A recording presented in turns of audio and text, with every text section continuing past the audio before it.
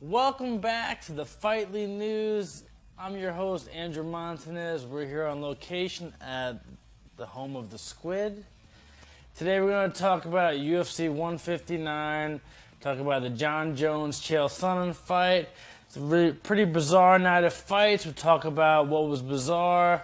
We'll talk about why Cody McKenzie was looking for Joe Rogan and some other news in mixed martial arts today.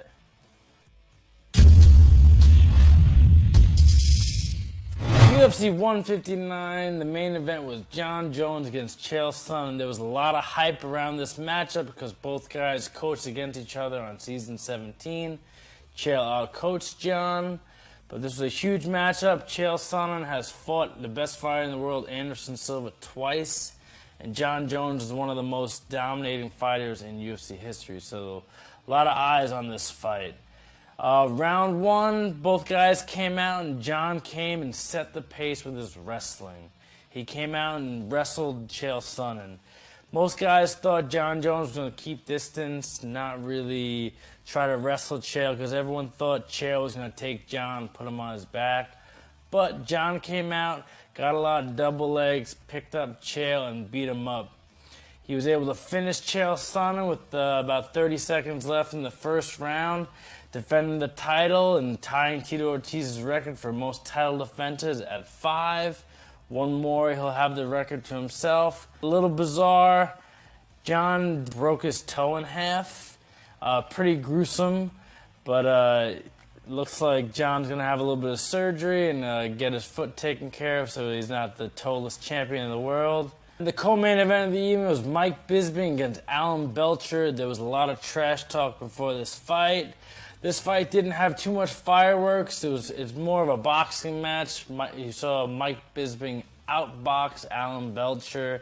The fight actually ended very bizarre, like a few of the other fights. Alan Belcher got poked in the eye. They went to the scorecards, and Mike Bisping won himself a unanimous decision. The next fight was a huge striking matchup. Roy Nelson against Czech Congo. This was a big matchup because you had Roy Nelson, most out-of-shape looking fighter in the UFC, against Czech Congo, probably the most fit-looking fighter in the world. There was a lot of excitement about this fight, and Roy Nelson came out and was just putting the pace on Czech Congo, clinching him, and he landed a huge overhand right, knocking out Czech Congo in the first round. So now with Roy Nelson knocking out Czech Congo, where does he go in the heavyweight division? Does he fight for a title, or is he going to fight a guy like Daniel Cormier? There's been a lot of talk that he's been calling out Daniel Cormier, and Cormier's been calling him out. So that could be a fight we see. Kind of depends on if Cormier is going to go down to light heavyweight or if he's going to stay in the heavyweight division. I think a fight with Roy Nelson could be really fun and exciting for fans. I think that'd be a good test. If Roy Nelson can beat Daniel Cormier, I'd say he should fight the champion, Cain Velasquez. A lot of weird stuff happened at UFC 159. The John Vellante against Ovin St. Preux ended in another eye poke in a weird little happening that ended up John Vellante losing the decision. Were successful in the second round. He got clipped on the way in. Yeah, that was a poke, a straight poke. Time. Poke. Can you see? What? He said he can't see. He said oh my God. He told me he can't see. What is going on here? He told me he can't see. Fight's over. Also, Cody McKenzie won his fight and was stuck standing in the ring looking for Joe Rogan, and Joe Rogan never came.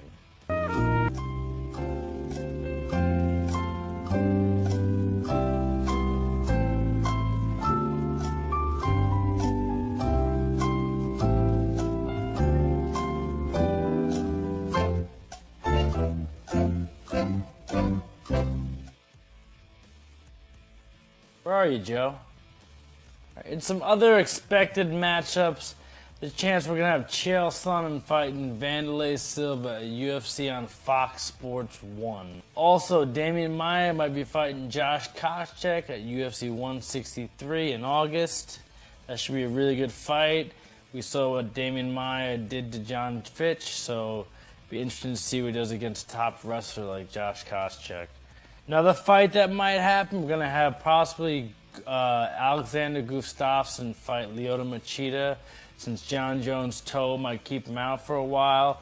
Neither guy wants to wait for a title shot, so they're probably going to fight each other and establish who the real number one contender is. Also, we got Bellator. A couple fights got announced. We're going to have the return of King Mo. King Mo is going to fight on the June 19th show. Also, Michael Chandler is going to defend his title against Dave Jansen.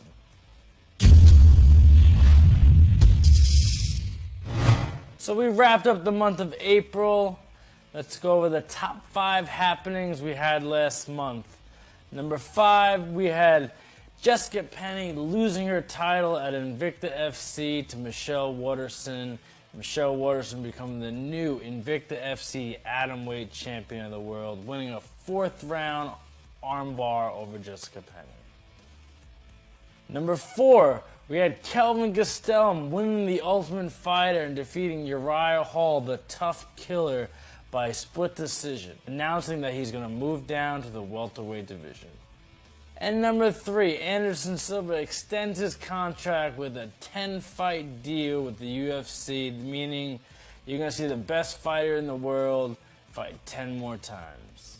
Number 2, we had Benson Henderson defeat Gilbert Melendez, defending his title against the Strikeforce champion, winning himself a split decision and keeping that belt a little longer. And coming in at number 1, we had John Jones defend his UFC light heavyweight title over Chael Sonnen, winning a first-round TKO and tying Tito Ortiz's record of most consecutive title defenses. Also, breaks his toe. Good job, John. And how could we end our Fightly news without our Ring Girl of the Week? We can't. This week's winner, Brittany Palmer, the UFC Ring Girl. Her hobbies are painting and snowboarding, and her favorite food is sushi. Congratulations, Brittany. And that was the Fightly news. Thank you for watching. Be sure to stay tuned for more episodes where I fill you guys in on all the up-to-date news in mixed martial arts. Thank you for coming to my home. I'll see you next time. I'm the Squid. Peace.